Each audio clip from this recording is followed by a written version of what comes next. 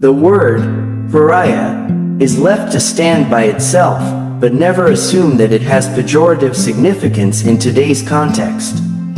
It is only the existential counterpart of the existence of Brahman. The English word pariah is derived from the Tamil, pariyar, plural of parayar, drummer, and parai, or beater of a big drum. Thus, by this simple derivation we are linguistically transported to a prehistoric age beyond the time of Mohenjo-Daro. Drumming is pre-Vedic, even Proto-Dravidian, drums that sound forever, as the Guru once graphically described, as we have noted elsewhere. The Vedic conquerors had no drummers of their own, and therefore the Paryas, who had mastered this art, which was new to the invaders, used it for their festivals, marriages, funerals, and other ceremonies, especially for entering their depths of South India. So, originally, as drummer, the word meant only those outside the Vedic tradition. Later it became synonymous with the present meaning of social exclusion.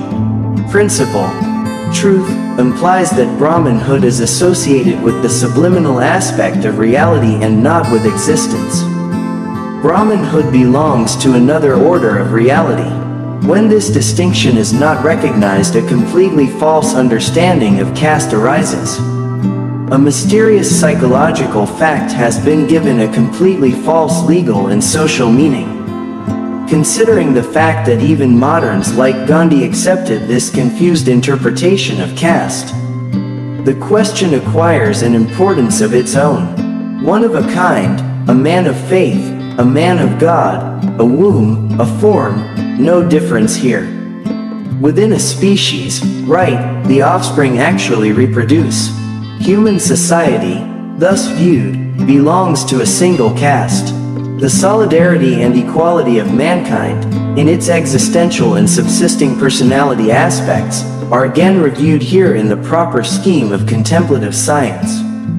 Self-knowledge is part of this science, and deep human values have a place in the concept of human personality when examined in relation to this self-knowledge.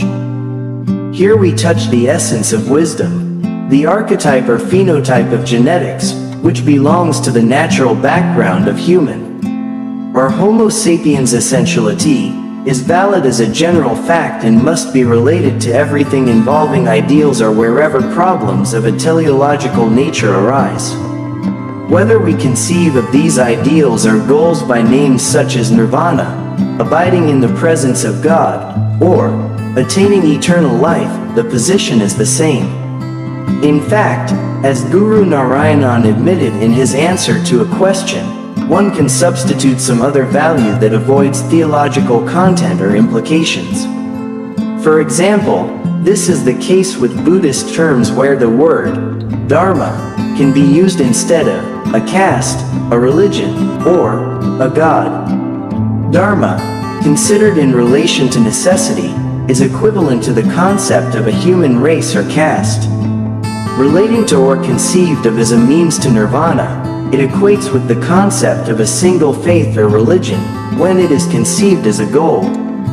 For example, when the Buddha is referred to as Dharmakaya, the embodiment of righteousness, the idea essentially corresponds to the idea of a god. In such a context, the teleology of future idealism gives us God or Dharma, an objective and ultimate justice.